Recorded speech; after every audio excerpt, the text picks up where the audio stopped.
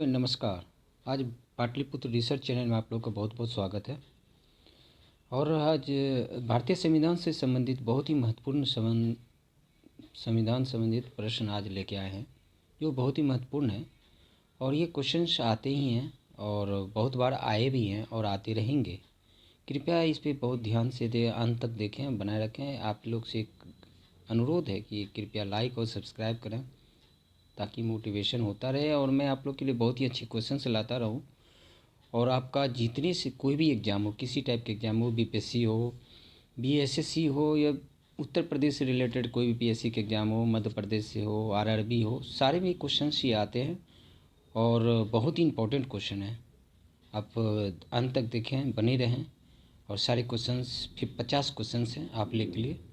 और so let's start, शुरू करते हैं। पहला क्वेश्चन है, भारतीय संविधान की सभा की स्थापना कब की गई थी? भारतीय संविधान सभा की स्थापना कब की गई थी? 6 दिसंबर 1946 को। 6 दिसंबर 1946 को भारतीय संविधान की सभा की स्थापना की गई थी। दूसरा क्वेश्चन है, संविधान सभा की पहली बैठक कब हुई थी? पहली बैठक कब हुई थी? पहली बैठक हुई थी 9 दिसंबर 1946 को। भारतीय संविधान की पहली बैठक सभा की कब हुई थी? 9 दिसंबर 1946 को। तीसरा क्वेश्चन है, भारतीय संविधान के निर्माण में कितना समय लगा था? बहुत हल्का लगता है लेकिन लड़के गलती कर देते हैं। 2 वर्ष 11 महीना 18 दिन।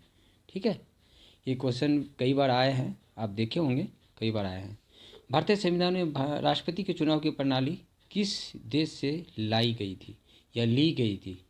कहाँ से ली गई थी? आयरलैंड से। भारतीय संविधान के राष्ट्रपति चुनाव, राष्ट्रीय राष्ट्रपति चुनाव की चुनाव प्रणाली किस देश से लाई गई थी? वो था आयरलैंड। कहाँ से? आयरलैंड से। ठीक है।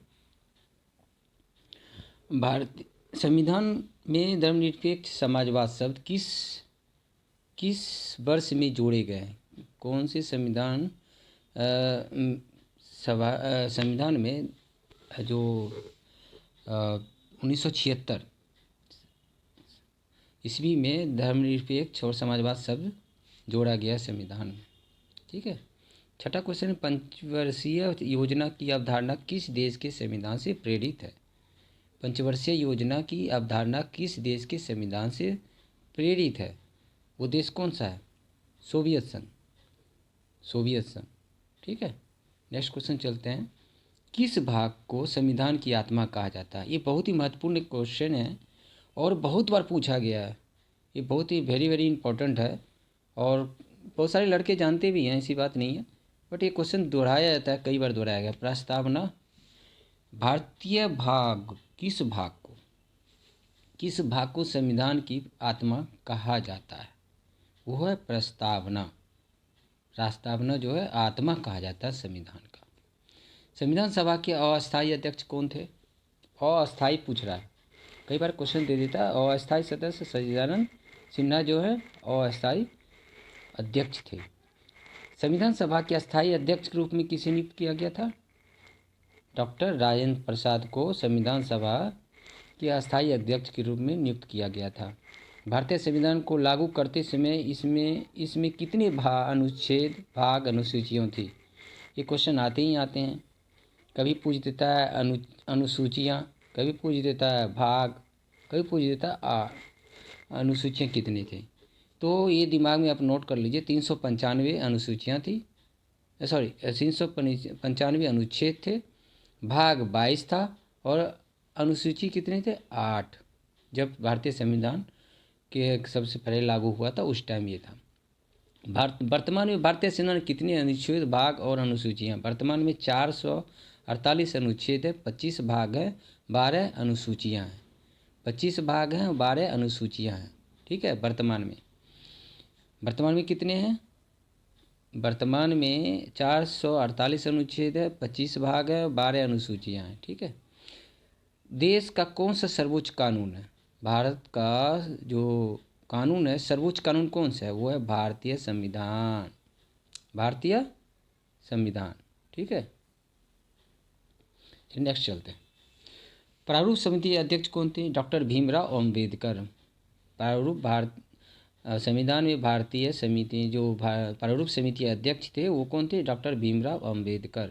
भारत के राष्ट्रीय ध्वज का चक्कर का क्या निरूपित करता है? जो नीले रंग का जो चक्कर बनाया जाता है वो क्या निरूपित करता है? वो निरूपित करता है सत्य की बात। क्या निरूपित करता है? सत्य की बात। भारत संपूर्ण प्रभुत्व संपन्न लोकतांत्रिक गणराज्य कब बना? 26 नवंबर 1949 को। केंद्रीय विधानमंडल का प्रथम अध्यक्ष कौन था? विट्ठल भाई पटेल। विट्ठल भाई पटेल। भारत केंद्रीय विधानमंडल का प्रथम अध्यक्ष कौन था? विट्ठल भाई पटेल। ये क्वेश्चन आया है बहुत बार। भारतीय संविधान को अंगीकृत कब किया गया था? एक था कि गणराज्य कब बना प्रभुत्व संपन्न। यह है भारतीय संविधान को अंगीकृत कब किया गया था? 26 नवंबर 1949। भारत का मूल संविधान कहाँ से प्रकाशित हुआ है? कहाँ से हुआ था? देहरादून से। ठीक है, अब चलते हैं। मूल संविधान कितने शब्दों से बना है? मूल संविधान 80,000 शब्दों से बना है। कितने शब्दों से? 80,000। किस देश का सबसे बड़ा लिखित संविधान है? वो है भारत। भारत ही ऐसा देश है जिसका सबसे बड़ा लिखित संविधान है। संविधान के लिखित संकल्पना का उद्भव सबसे पहले कहाँ हुआ था? सबसे पहले संयुक्त राज्य अमेरिका में हुआ था। भारत का मूल संविधान कहाँ संरक्षित है? संसद भवन में। भारत का मूल संविधान कहाँ संरक्षित है? संसद भवन में। ठीक है, कहाँ संरक्षित? संसद भवन में। भारत समिति के भारत संविधान को किस भाषा में लिखा था? भारत समिति ने भारतीय संविधान को किस भाषा में लिखा था? केवल अंग्रेजी भाषा में लिखा गया था। ठीक है, भारतीय संविधान की समवर्ती सूची किसके संविधान से ली गई थी? ऑस्ट्रेलिया से ली गई थी। कहाँ से ली गई थी? समवर्ती सूची। समवर्ती सूची पूछ रहा, कहाँ से ली गई थी? ऑस्ट्रेलिया से। नेक्स्ट चलते हैं। भारत में एकल नागरिकता की अवधारणा कहाँ से ली गई थी? इंग्लैंड से। कहाँ से ली गई थी? इंग्लैंड से। भारतीय संविधान में संविधान संशोधन की प्रक्रिया कहाँ से लिया गया था? कहाँ से लिया गया था? भारतीय संविधान में संविधान संशोधन की प्रक्रिया कहाँ से लिया गया था? दक्षिण अफ्रीका से। भारतीय संविधान सभा को किस योजना के द्वारा गठित किया गया था? Cabinet mission.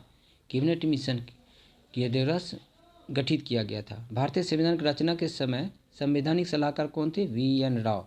वी.एन. राव कौन थे? संवैधानिक सलाहकार थे। भारतीय सभा के राष्ट्रीय गान कब अपनाया गया था? 24 नवंबर 1950 को। राष्ट्रीय गान कब अपनाया गया था? 24 नवंबर 1950 को। भारत के अंतरिम संसद में कितने सदस्य हैं? 296। नेक्स्ट चलते हैं। सीमा में परिवर्तन करने का अधिकार किसको है? संसद को। ये क्वेश्चन आते हैं। ठीक है, कभी उसमें संसद दे देता है, राष्ट्रपति दे देता है, तो ये आप दिमाग में नोट कर लिए, संसद को सीमा में परिवर्तन करने का अधिकार है। 500 से अधिक देशी रियायतों को भारत में जोड़ने वाला कौन था जिसने अखंड भारत को निर्माण किया था? सरदार वल्लभ भाई पटेल। सरदार वल्लभ भाई पटेल को लौह पुरुष सरदार पटेल को बोलते हैं। और इनकी एक आदमकद प्रतिमा गुजरात में बनाई गई है, जो सबसे ऊंची प्रतिमा आज की तारीख में है। संविधान को बनाने में कितना पैसा खर्च हुआ था? 63,96,729 रुपये। मौलिक अधिकार का क्या महत्व है? यह मनुष्य को स्वेच्छानुसार जीवन व्यतीत करने का प्रदान करते हैं। मौलिक अधिकार क्या महत्व है? यह मनुष्य को स्वेच्छा से जीवन जीने का अवसर प्रदान करते हैं। मौलिक के कितने कर्तव्य हैं? मौलिक कर्तव्य कितने? 11। संविधान के अंतर्गत भारतीय लोकतंत्र के आदर्शों को हम कहाँ देख सकते हैं? प्रस्तावना में। कहाँ देख सकते हैं? प्रस्तावना में। कहाँ देख सकते हैं? प्रस्तावना में। ठीक है।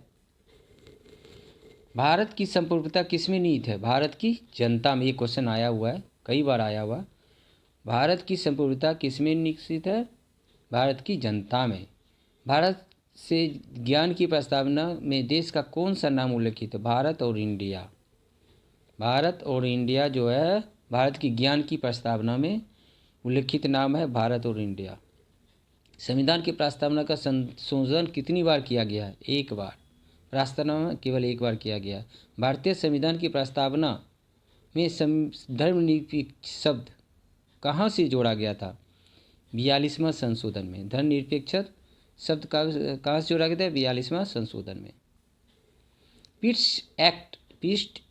पीट्स इंडिया एक्ट कब अस्तित्व में आया था? 1784 में।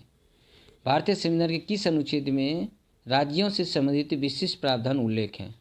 उल्लेख 371। भारत के संविधान का अनुच्छेद 371 में दिए गए विशिष्ट उपबंध किस राज्य से संबंधित है? मिजोरम। ठीक है। किसी राज्य के नाम में परिवर्तन करने का अधिकार किसको है? संसद को।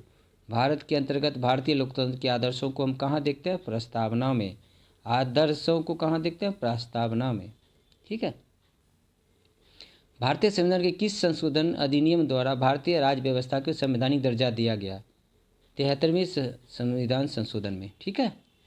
भारत संविधान की समिति के कुल कितने सदस्य थे? उसमें 7 थे। ठीक है। अनुच्छेद 356 का संबंध किससे है? राष्ट्रपति शासन से। अनुच्छेद 356 किससे संबंधित है? राष्ट्रपति शासन से। राष्ट्र लोक सेवा आयोग के सदस्यों की नियुक्ति कौन करता है? राज्यपाल करता है। वित्त आयोग की नियुक्ति कौन करता है? राष्ट्रपति करता है। आप लोग मेरे साथ बने रहें, मैं बहुत अच्छे क्वेश्चंस जल्द ही और लाऊंगा और आप लोग के लिए। पॉलिटी से संबंधित रहेगा और कौन कहाँ क्या है 2022 का पूरा रहेगा और नियुक्ति क्या हुआ, पुरस्कार क्या क्या थे, मैं लाऊंगा। और आप मेरे पाटलिपुत्र में बने रहे। बहुत बहुत धन्यवाद। Thank you.